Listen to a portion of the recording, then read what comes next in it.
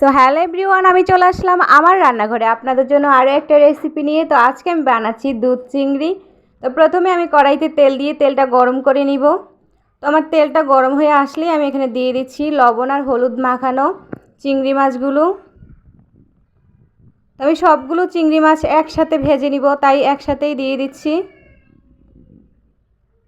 তো আমি এখানে চিংড়ি মাছগুলো বেশি ভাজবো না, ভিতরটা শক্ত হয়ে যাবে সেজন্য। এখনই আমি নামিয়ে নিব। তো এই তেলে আমি দিয়ে দিচ্ছি এখন পেঁয়াজটা ভালো করে নেড়েচেড়ে লাল করে ভেজে নিব।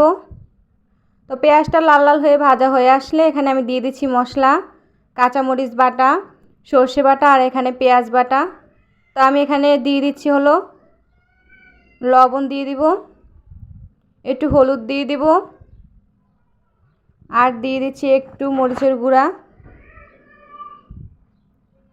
এখানে একটু পানি দিয়ে নেড়েচেড়ে আমি ঢেলে দিচ্ছি। তো আমি মশলাটা ভালো করে কষিয়ে নিব। মশলাটা ভালো করে কষে আসলে আমি এখানে দিয়ে দিব দুধ। আমি এখানে আর কোনো রকম পানি দিব না। এখানে ফুটে আসলে আমি দিয়ে দিচ্ছি চিংড়ি মাছগুলো। তো আমি চিংড়ি মাছগুলো ভালো করে কষিয়ে নিব। তো আমার রান্নাটা প্রায় হয়ে গেছে।